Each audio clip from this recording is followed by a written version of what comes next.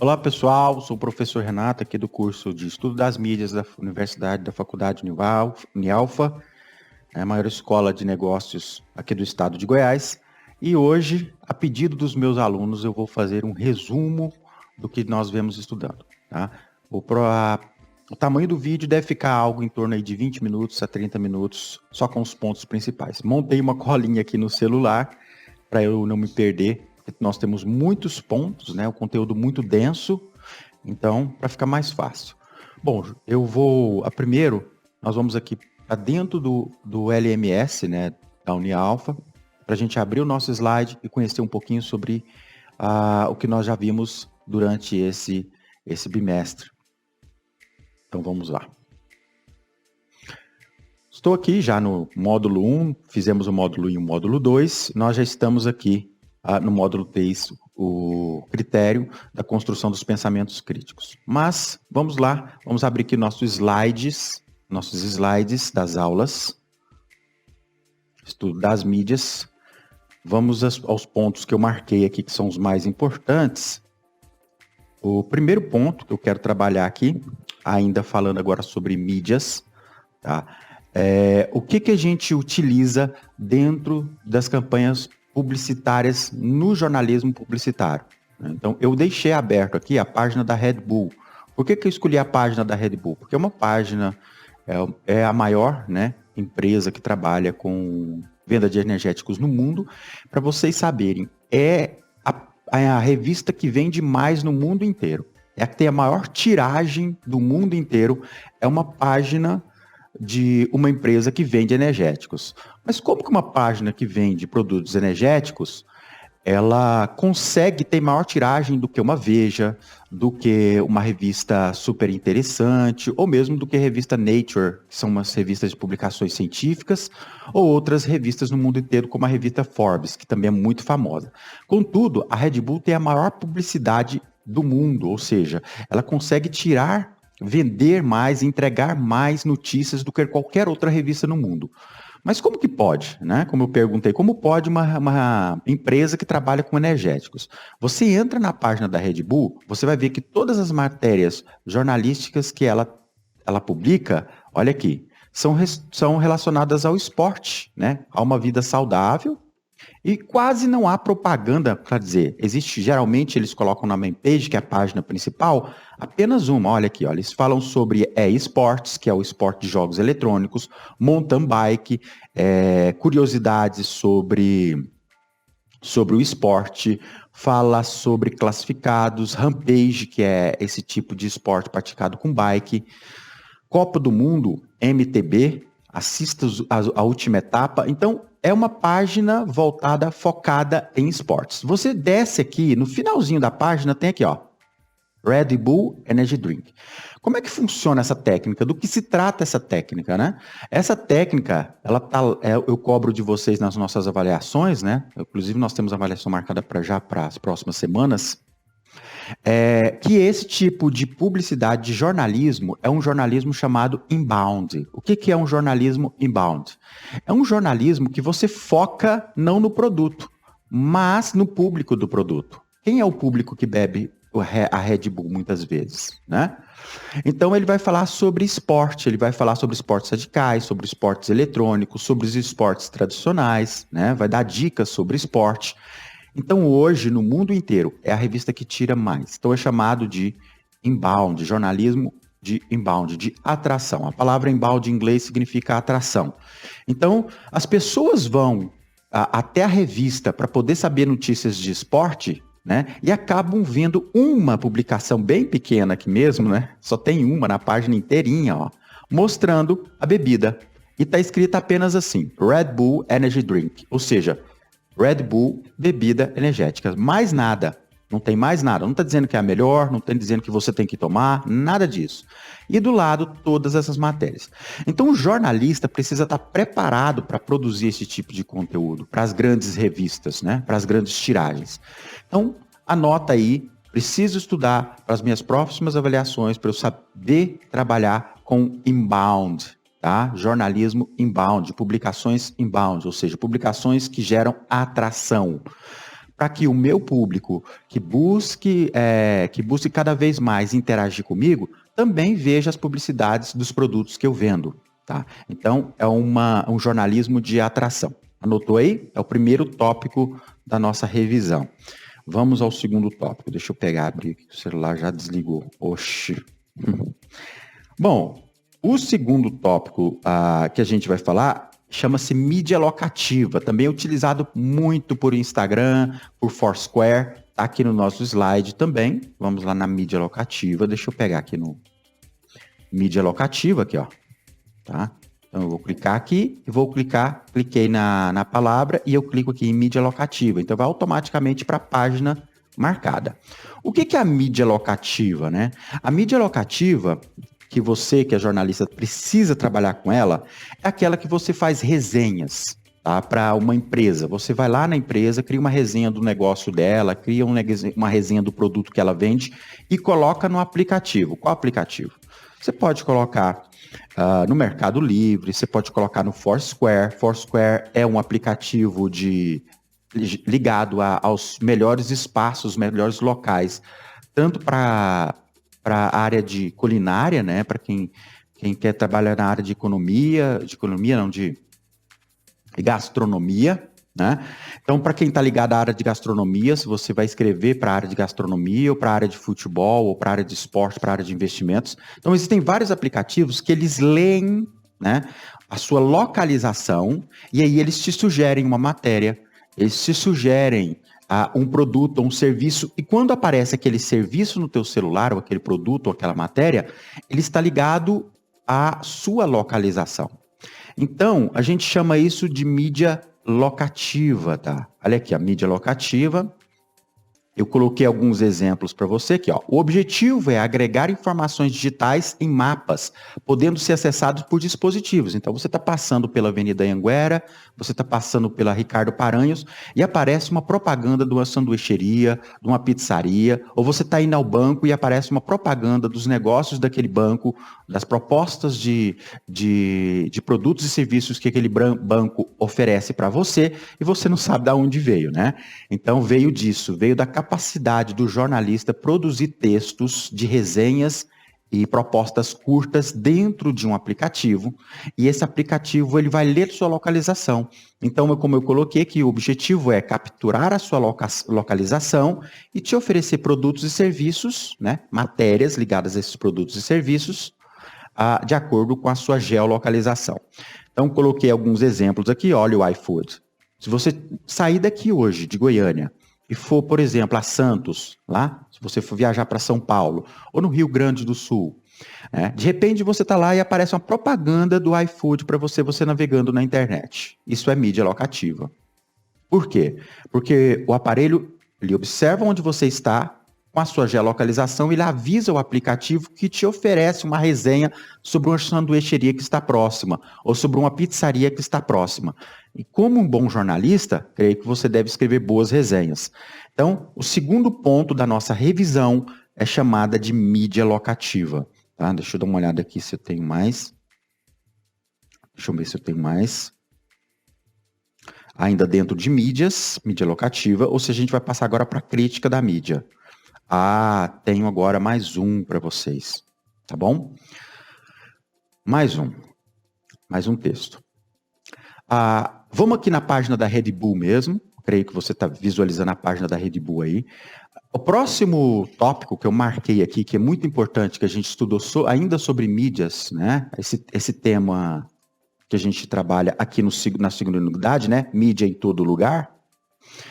Ainda ligado a ele é o tema, a estratégia do jornalista para gerar engajamento nos textos que ele escreve, seja no Jornal Popular, seja no G1, seja no R7.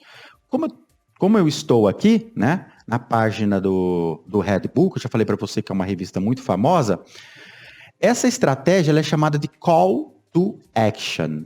Call, C-A-L-L, to, T com O, action que escreve. Call to Action. Qualquer coisa nas nossas unidades de aprendizagem, nas nossas UAs, tem mais sobre esse material, tá bom? Dá uma lida aí. Então, o que é esse call to action? É quando o jornalista escreve uma matéria ele escreve um texto, ele cria uma headline, né? Ou seja, ele cria um cabeçalho, né? Isso a gente chama em headline no jornalismo, né? Que são essas manchetes principais, né? As 3 primeiras linhas.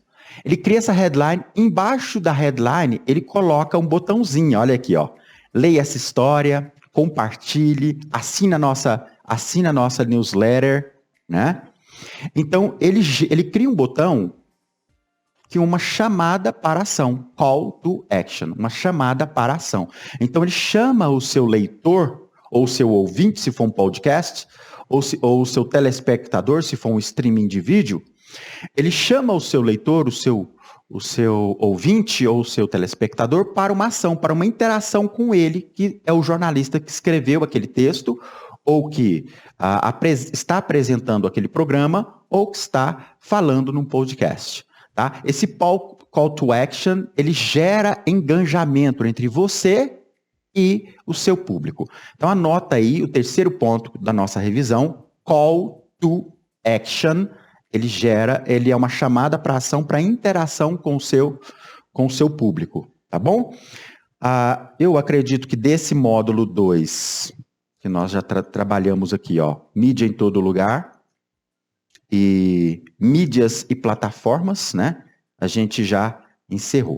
Vamos falar um pouquinho do nosso slide agora, que é a crítica do módulo 3, tá? Que é esse módulo aqui. Esse módulo 3, critérios da construção do pensamento crítico, que está muito pesado também aqui no nosso slide, né? Se você observou aí. Tá aqui no nosso slide. Então vamos falar um pouquinho dessa mídia de espetáculo, dessa mídia critério do pensamento crítico, né, que é o nosso módulo 3. Eu também fiz algumas anotações aqui que eu acho que são importantes para você anotar e depois estudar com mais afinco para as nossas avaliações. O nosso primeiro tema, eu queria falar um pouquinho sobre o Otávio Ianni. Otávio Ianni. Deixa eu apresentar para vocês aqui o Otávio Ianni. Deixa eu descer aqui um pouquinho, né? Tem aqui o Morfeu do Matrix. O Otávio Ianni escreve essa obra chamada Enigmas da Modernidade. Anota aí, o slide na página 29, tá? Enigmas da Modernidade. Ele é um sociólogo brasileiro da USP, já morreu, tá bom? Recentemente agora. E ele estudou sobre a função da mídia no jornalismo. Ou seja, como o jornalista utiliza o podcast, a imagem, ou mesmo a própria escrita dos blogs, da mídia impressa, para, de certa forma, conduzir o pensamento do público, né? E nesse texto chamado Enigmas da Modernidade, ele tem um capítulo chamado Príncipe Eletrônico, que faz alusão à obra O Príncipe, escrito lá no século XVI, no início da Renascença, no século XVI, pelo filósofo Nicolau Maquiavel, o primeiro cientista político da história. Então, o que acontece aqui nesse texto aqui do Otávio Ianni? O que ele vai falar? Ele fala muito sobre o que ele vai chamar de satanização e sacralização da notícia. Presta muita atenção nisso, porque você vai ver isso em todo lugar da publicidade, do jornalismo, tá? O que é a satanização? É quando você pega uma personagem, um Bolsonaro, um Lula, um jogador de futebol, e a mídia em massa começa a denotá-lo, né? A denotá-lo como algo negativo. E começa a escrever as notícias num tom mais pejorativo, não tão forte para que o público perceba, mas de forma que quase você não vê um ponto positivo na grande mídia sobre aquele político, ou jogador de futebol, ou estrela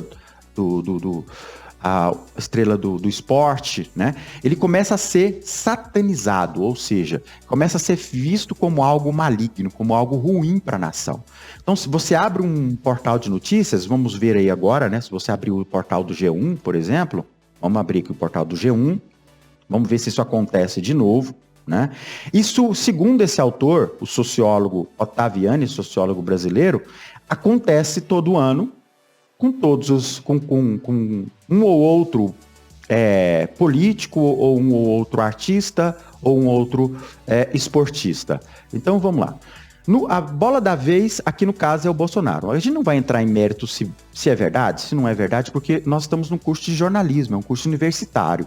Então aqui eu não estou para trabalhar com juízo de valor, nós estamos para analisar o fato jornalístico, tá? Que é como o Ottaviani faz, enquanto sociólogo. Então olha aqui, você abre aqui o G1, né? É muito provável que você vai ver fotos do nosso, por exemplo, do nosso presidente. Ah, ele não é meu presidente. Vamos deixar de mimimi e vamos trabalhar com o fato, tá? Não com a tua opinião. Então você vai ver, ó, ele fazendo sempre fotos dele fazendo careta, sempre fotos dele fazendo coisas ruins, falando sempre num tom pejorativo. Então a bola da vez é isso. Não é segredo que o Jair Bolsonaro acabou arrumando uma rixa com os jornalistas, né?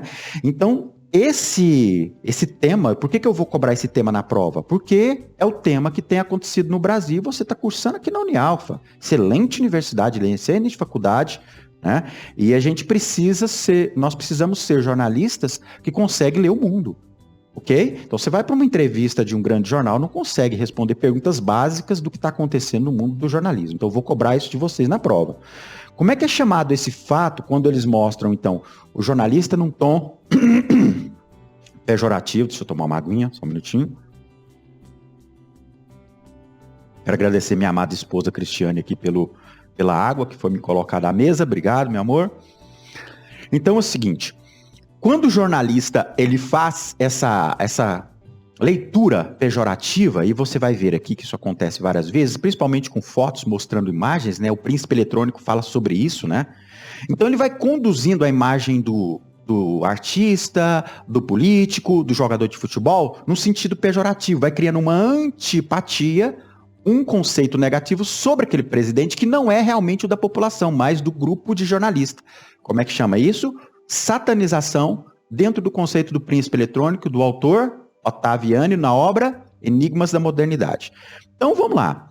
Aí você vai começar a perceber aqui que toda vez que falar sobre o Jair Bolsonaro, vamos fazer uma pesquisa aqui? Ó, Jair Bolsonaro, tá vendo? Já apareceu aqui. Então vamos ver se isso acontece, né? Isso já aconteceu com Lula, já aconteceu com Dilma. Então, vamos ver se vai carregar aí a página de consulta. Deixa eu ver se do G1. Aí. Ver se vai aparecer. Não apareceu aqui o Jair Bolsonaro, aqui não. Mas enfim.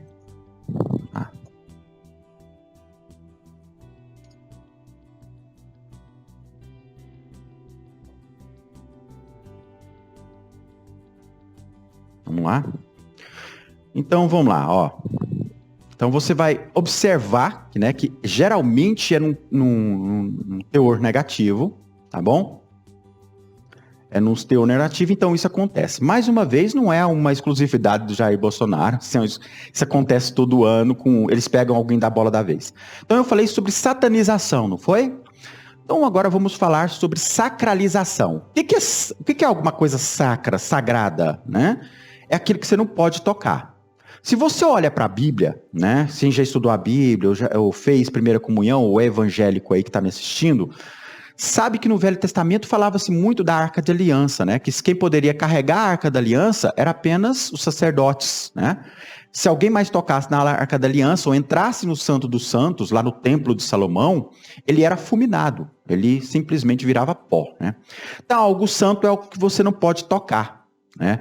A Bíblia também fala que até os anjos, quando se aproximam muito de Deus, eles tampam os olhos com asas, né? É claro que é uma linguagem figurativa, mas é para você entender o que significa sacro. Então, estou pegando um conceito bíblico, por quê? Porque é um conceito da religião, esse conceito. E está no livro de sociologia do Ottaviani. Como é que chama o livro? Enigmas da Modernidade. Então, o que seria essa sacralização e essa satanização, né? Seria o seguinte, vou deixar aqui no texto, aqui, ó, sacralização e sacralização, seria você não poder tocar no assunto, é sacro, tá tudo certo, ninguém pode falar mal, né? E ninguém pode falar mal sobre aquilo, é sacro, é sagrado, não pode tocar. Você fala sobre o Papa, você fala sobre A e B, mas sobre aquele tema não pode falar mal. Isso acontece com todo o movimento social, segundo esse autor, o Ottaviani. né? Então, às vezes acontece, por exemplo, vou citar uma coisa que é muito interessante. Às vezes você vê um tema, por exemplo, como o movimento LGBT, né? Às vezes, quando alguém vai lá e comenta alguma coisa pejorativa, que você não deve comentar coisa pejorativa, nem sobre a religião, nem sobre o presidente, nem sobre ninguém. É só um exemplo para você entender. Então, quando você vai lá e comete alguma coisa pejorativa, comenta alguma coisa pejorativa sobre o presidente, né? Sobre o presidente dos Estados Unidos, ou sobre o presidente Bolsonaro, ou até sobre o Papa, né? O Papa... as pessoas têm, segundo Ottaviani, quando não é um nível de sacralização, ainda não é, as pessoas vão falar, cara, para que você está falando mal? Ou faz uma crítica embaixo, né? Mas quando alguma coisa se sacralizou na sociedade, em termos de textos, em termos de imagem, você comenta alguma coisa negativa sobre aquilo que é sacro, a mídia, os jornalistas, a imprensa, em peso, cai matando em cima de você. Tá? Então, se você foi lá e falou mal do Jair Bolsonaro, se você falou mal do Lula, e vamos supor que no momento a sacralização seja o movimento LGBT, é só uma hipótese, não estou dizendo o que é. Mas se for o movimento de LGBT e você escreve alguma coisa pejorativa sobre o movimento LGBT, você pode perder seu título, você pode ser cassado pela OAB, perder sua OAB, você pode perder o seu título de professor, você pode ser massacrado pela imprensa, né? Então, esses movimentos que acontecem de sacralização e satanização, né, a título de você saber, acontece com o Jair Bolsonaro, acontece com o LGBT, acontece com a igreja, acontece com artistas. Então, é um fenômeno que você, jornalista, você faz ele acontecer. Por que é importante você saber? Porque você é a pessoa que coloca a pedra da sacralização e da satanização. É você que faz satanização e sacralização. É o jornalista que faz isso, tá? Não é ninguém da sociedade. Isso é uma coisa que o jornalismo faz nas suas publicações.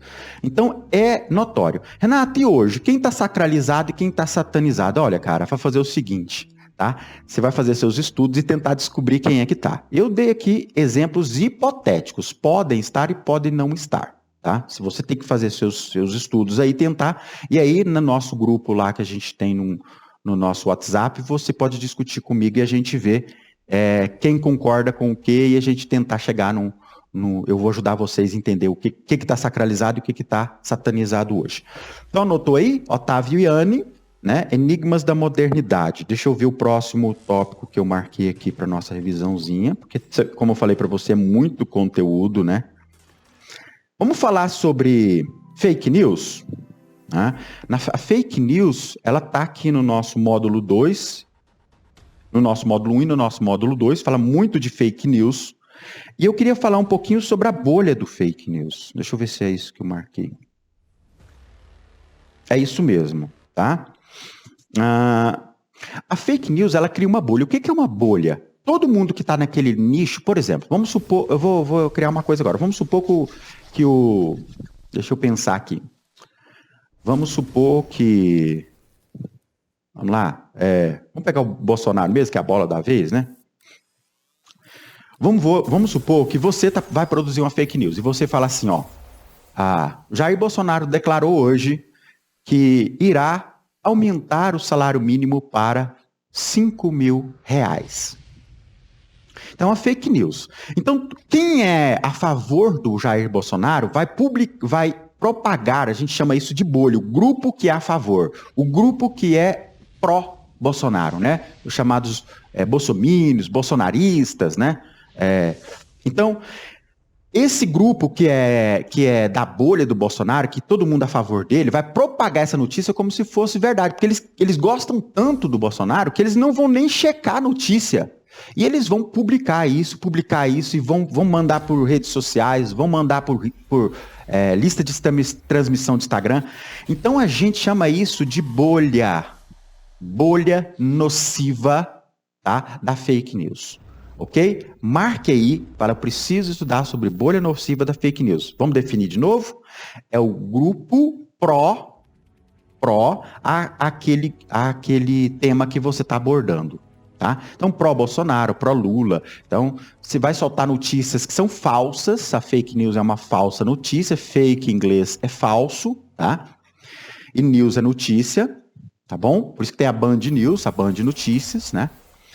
Então, a ideia é o seguinte, a bolha ela é constituída pelo grupo de pessoas que são pró ou contra aquele tema que você está abordando. Então, por exemplo, vamos supor que agora você inventa uma outra notícia, que o Bolsonaro vai vamos supor, ele vai congelar as aposentadorias em 2022. Você cria essa notícia. Todo mundo que é contra o Bolsonaro vai pegar essa fake news dentro da bolha, todo mundo que é contra. A bolha é o grupo de pessoas que é contra. E vai propagar como se fosse verdade, mentira. Ou verdade, perdão. Como se fosse verdade essa mentira. Tá? Então a gente chama isso de bolha nociva da fake news. Anotou, né? Anotou o tema aí. Deixa eu pegar um outro tema que eu marquei aqui, que eu acho importante. Deixa eu pegar aqui. O próximo é o Sociedade do Espetáculo. Sociedade do Espetáculo é um livro que está na nossa bibliografia da Unialfa, né? Um livro de bibliografia muito importante para você. Nem que for paginar ele, põe o PDF dele aí e pagina, porque nem que for uma página que você lê, já é muito bom, tá? É esse aqui, ó, do Guy Debord, tá? O que é Guy Debord? Fala Guy Debord. É porque é francês, tá? Então tem que falar Guy Debord. Mas tá escrito Guy Debord. Tá escrito Guy Debord, mas fala Guy Debord, tá bom? É francês, lê aí. Tive que aprender umas coisinhas em francês quando eu fui fazer meu mestrado, material todo em francês. Então, o seguinte... O que o Guy Debord, ele falou sobre a sociedade do espetáculo? O que é o espetáculo? É a alienação. As pessoas são alienadas ao espetáculo da notícia como você escreve, tá? Então, você produz uma notícia, que a gente vai chamar de imprensa marrom, né? No nosso capítulo aqui, no nosso critérios de construção do pensamento crítico, tem o sensacionalismo da mídia. Nessa matéria aqui, que você vai estudar, e no slide que eu passei aqui, ó, do Guy Debord, tá bom? Aqui, ó. Você clica nele, clica aqui, vai para a página do Guy Debord. Então, o que seria? Seria você orientar as pessoas, muito parecido com o príncipe eletrônico, você orientar as pessoas mais pelo espetáculo. Sua notícia é vazia de notícia e de fatos, mas você usa as palavras de um jeito tão forte, tão pejorativo e tão fantástico, coloca imagens para chamar a atenção, que aquilo causa uma atração do seu público, e as pessoas vão ler mais pelo espetáculo. Deixa eu te dar um exemplo. Já viu falar do Jornal da Atena? Que acontece? Que ele fica mostrando em câmera lenta, por exemplo, o marginal, o meliante, assaltando uma senhora 30 vezes falando a mesma coisa. Ele gasta 30 minutos falando sempre a mesma notícia e mostra 30 vezes a mesma imagem, fica falando.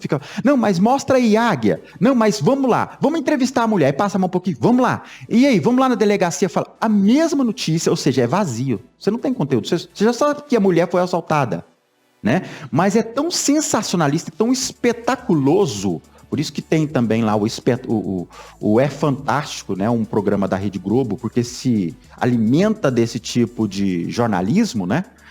Ele é tão espetaculoso que ele chama a atenção das pessoas, ele prende a pessoa. Mas se você for ver, é vazio. Você gasta 1 hora vendo uma notícia só, a mesma coisa. Então, chama-se uma sociedade do espetáculo. As pessoas não querem pensar sobre relação polícia, relação cidadão, o que está envolvido ali de verdade, né? Saber da notícia e passar para a próxima, não querem reflexão. Elas querem ficar pensando a mesma coisa e se enchendo daquele espetáculo. A mesma coisa, o noticiário da Jovem Pan, principalmente aquele quadro lá das paniquetes, que eles mostram as mulheres nuas lá, praticamente nuas, né? Só de calcinha e sutiã, para poder atrair o público. Então, isso é sociedade do espetáculo. E eu queria que você anotasse aí, que eu marquei uma frase aqui, para você resumir o papel do jornalista, tá? Eu queria que você anotasse aí. Uma orientação cognitiva fundamental do indivíduo e sociedade, que lê a notícia a partir da visão do jornalista. Então, o seu leitor, ele não lê a visão a partir do pensamento racional, da crítica. Ele lê a notícia a partir da visão de você, jornalista. Cuidado com o que você publica, com o que você posta. Isso é responsabilidade ética. tá? Então, por isso eu coloquei, eu vou cobrar isso na avaliação de vocês, anote aí, tá? A frase que eu citei, há uma orientação de quem lê, uma orientação cognitiva. Por quê? Porque você mexe com o cognitivo do seu leitor, o emocional, a percepção. A gente chama isso de cognitivo, né? A partir da notícia que você publicou, a partir da sua visão. Ele não lê com a visão dele. Então, anote aí, Sociedade do Espetáculo, também marquei. E para a gente finalizar, tá? Para a gente finalizar, eu queria falar um pouquinho sobre essa ideia do Ottaviani que a gente citou, né? Quando você cria o seu, vamos dizer assim, o seu editorial. O que é um editorial? Um editorial é quando você define as pautas centrais do que vai ser trabalhado. Então, por exemplo, o meu editorial vai ser esporte e saúde. Esse é o da Red Bull, né? Estou copiando só para você entender. Esporte e saúde, eu não vou vender bebida, eu vou vender esporte e saúde, e vou colocar a foto da minha imagem. Então, quando você definir o seu editorial, porque você jornalista, imagina que você vai começar criando um blog, um canal de YouTube, um canal no Insta, né, para criar seu material para você até se fazer ouvido pelas grandes empresas de jornalismo. Então, quando você criar seu jornal, tenha em mente essa sociedade do espetáculo, tenha em mente essa ideia da sacralização e da satanização. Não vá por essa linha, tá? Seja um jornalista mais ético, um jornalista de fato. Demora mais você fazer o seu nome, mas você ganha respeito. Entendeu? Senão as pessoas lembram das suas notícias, mas não lembram de você. E o interessante é que eles lembrem de você e lembrem das notícias, tá? Então fica aí a reflexão. Espero que vocês tenham gostado, né, da nossa revisãozinha e até a prova. Espero que vocês saiam muito bem, que Deus abençoe a vida de cada um de vocês. Tchau, tchau.